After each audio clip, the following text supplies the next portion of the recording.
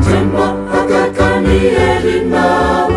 ao ihany ko ny fitiavanao ry tompo mpamonjy tsy toa fitiavany no nasehonao tsy tratry ny saina miavotrao tena sy lazana tolotra hoanao ho mandrakizay ireo foatiny ekena sy ny lokalokano mena atonga anao vonjena aka ho mpanompo mahatoky hatraminy kely indrindranao ho azona ny satropony nahitra de fiainana mandrakizay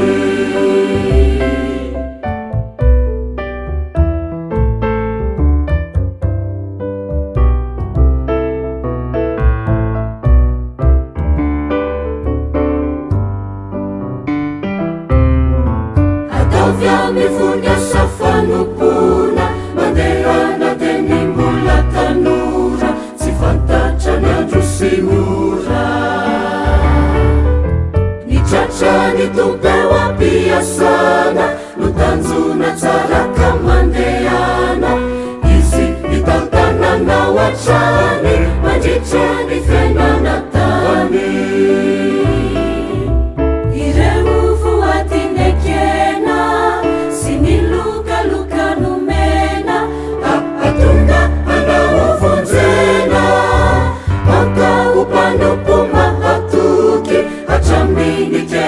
indrindranao ho azona ny satropony nahitra de fiainana mandrakizay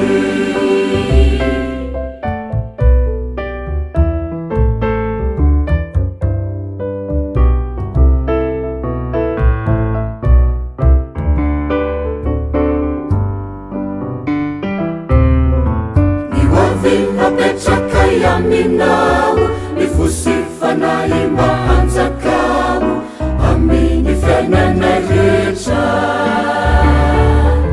fa matoky hatrany ny herinao izahay mpitory ny teninao tsy verina fotsiny aminao raha tsy navita ny asanao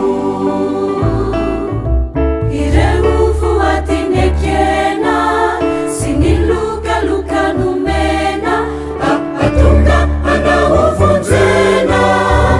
aka ho mpanompo mahatoky hatraminy kely indrindranao ho azona ny satropony nahitra